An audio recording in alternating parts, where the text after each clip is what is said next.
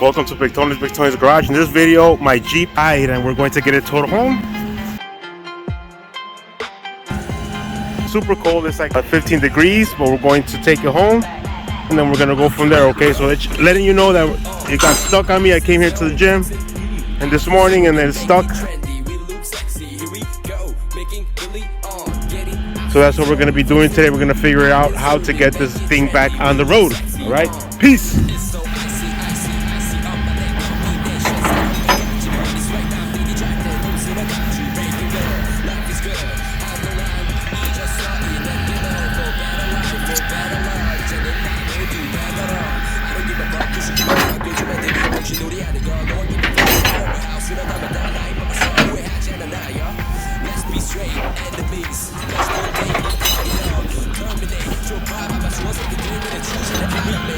Look at that. Just a smidge.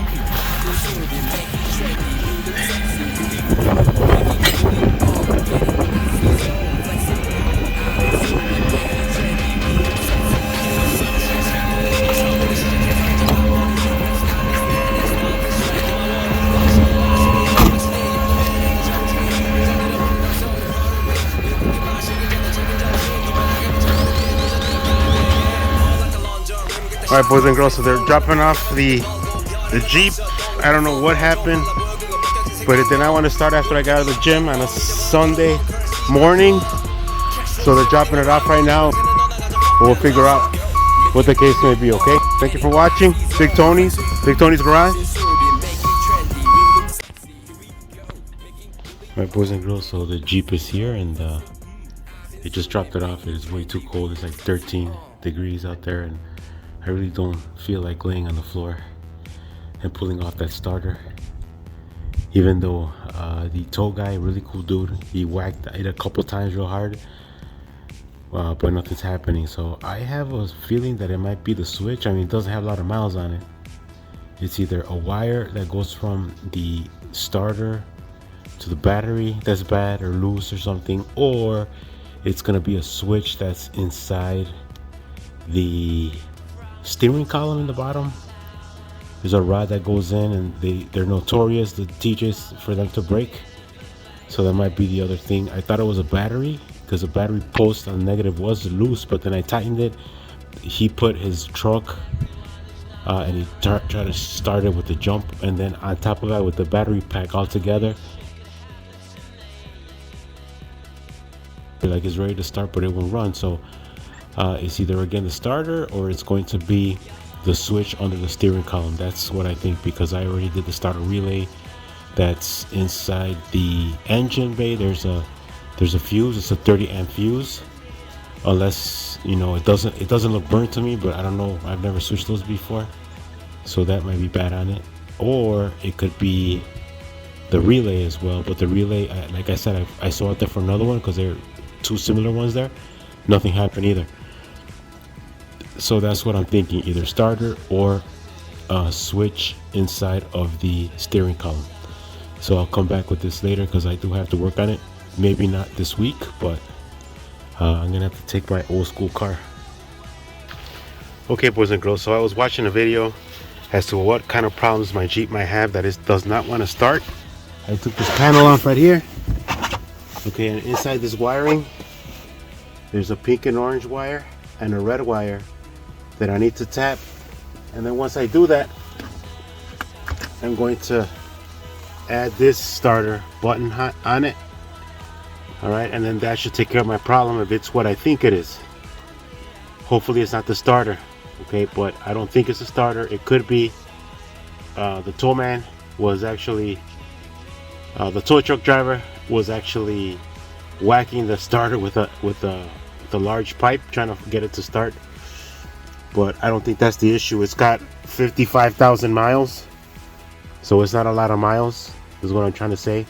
That it should not have that difficulty yet. So I'm gonna tap into a pink and a green wire and a red wire, okay, and then hook it up to this and it should start. So we'll see what happens. Here we go. All right, boys and girls, so there's two screws right here. They're T15s, this one and that one, and that's supposed to loosen this up and then I could get to the ignition switch right here. And then under here is something called an actuator, right here, this little block right here. And then you push a pin in here with the key inside, the cylinder comes out, and then you're able to take this piece out together. Okay, so I'm gonna start by the top. I'm gonna start with this and then work on the side and then the bottom, and I'll show you. All right, boys and girls, I'm back at the Jeep. It's the next day. The problem that I was having was I couldn't see very well last night. It was super dark, and I know that I didn't install this correctly. I basically left everything apart, and I figured that I have to come in here and now take care of this properly. It's not inserted properly, so I found out through a video there's some points here that need to be adjusted so that it clicks in the right way. I tried it last night and it did not work. This is the old pin. Okay, so this thing is supposed to be next to this plastic and not like it is right now. It needs to be, this metal piece has to be up like this, and then it's got to be over this plastic next to it, like so. Okay, and right next to the plastic. So I messed that up, so I'm gonna fix it right now. Take it apart. There's the old piece that's broken, and it's only this metal is broken because it's pot metal. It's cheap metal that Chrysler decided to put together. So you see the other piece missing, and I'm going to take it apart again. Here goes round 2. All right, boys and girls, I put everything back together. I lined this up with the actuator right here. This gray piece is connected to this piece, and there's a spring that I put back inside here, and it's all lining up, and it all turns. Now I'm gonna put my foot on the clutch down here because it's, you know, powered by the clutch. You know, adds out another sensor down there and fires up, so it should turn on. If not, I'm going to change this this piece right here, which is the actual ignition switch. So let's see what happens. Okay, here it goes.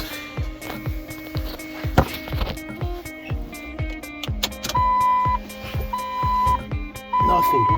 Nothing.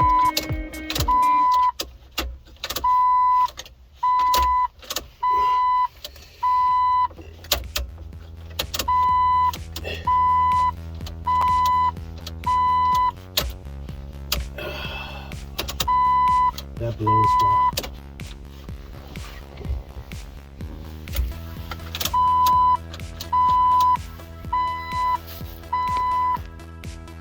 I had to go back to get another part because I think now it's going to be the actual ignition switch. Now this is the ignition switch, and I know this pin has to line up with the inside of the actuator that comes out this way. So I'm going to start messing with this now, and hopefully this resolves my issue here. Goes in like this, like that. Okay, you can see the difference. Even though it's an 06, it's got low miles on it. To have, I don't know, like 40 when I first got it, 45 or something.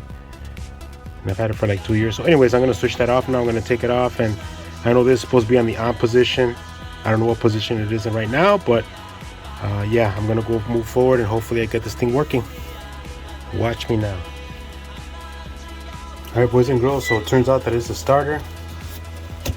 It's a remanufactured, lifetime warranty, Delco, or Duralast, I should say. I don't even know how much that thing costs, man. I'm upset, but it's a really tiny little thing. It's 2 bolts, triple tested, whatever that means. Well, this wire right here is fried on the other one, so I don't know if I would just to change this wire. You know, this thing is calcinated and is split, so it's a grounding issue. I'm thinking that what ended up happening is that I saw the negative battery post was loose, so I don't know if that caused it to get messed up. So I'm not gonna pay another $300 to get this installed. I'm gonna do it myself. I know it's only 2 bolts as far as I can see. I heard one bolt goes in one way and then one bolt goes like this. And it's just, you know, 2 wires right here. 2 wires right here, plug and play, and then another one right here. That comes from the starter, from the battery, I think. This little tab, and then either this one or both of these, I can't remember. I think it's 2 wires that go in here, right? So we'll see what happens.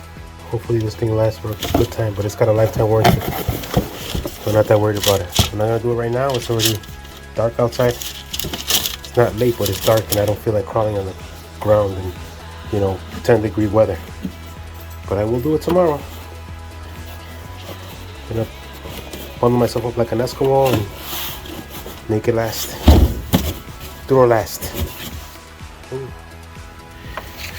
Alright, boys and girls, I'm here under the Jeep. So this is a 15 millimeter, and the top one is a 14 millimeter. So I have to find that 14 millimeter. Is hard to focus, but you see it right there. It's only 2 screws. And then there's a wire right here that's stuck, the power wire. This comes from the starter. This thing you just disconnect, you just push it. And on top of here, as you see where that screw is at, that's the wire that goes connected to the actual battery. Okay, and it's right here. I'll show you. It's right here. Okay, so you just take the screw out. This is a 13 millimeter, right? This is 15. Right, and the one on top on the other side, that's already loose, by the way. Okay, this should come right out. Does not take that long, but I don't recommend doing this on the floor when it's like 13 degrees outside. But you know, if you bundle yourself up like Santa Claus, you're good. All right, I'll be back. All right, so it's been the following day. We got a snowstorm that came in, and it's -8. Winter advisory, and as you can see, it's beautiful out here. It's nice and windy and cold. So the battery was, I checked the date on it, it's 2019, so it's still good. And I just charged it up like I said in the previously. So it's going to be interesting to see how this thing fires up in the freezing cold. Okay, so the snow last night, it started, actually not last night, it started maybe around 1, 2 o'clock. So we'll see how this thing starts up. All right, so the battery's good. It's got brand new starter components, or ignition components, if you will. Even though the ignition switch was not working well, it's still good to have it new, because as what I read is, you know, it would eventually fail and I would have to go in there again, and I'd rather just take care of it for 25 bucks. Ignition switch I replaced, and I kept the old one just in case. So here it goes. So it's the first start. All right, clutch in. There it is. Ooh, rough start, but it started because it's so cold. All right, so we got this problem fixed.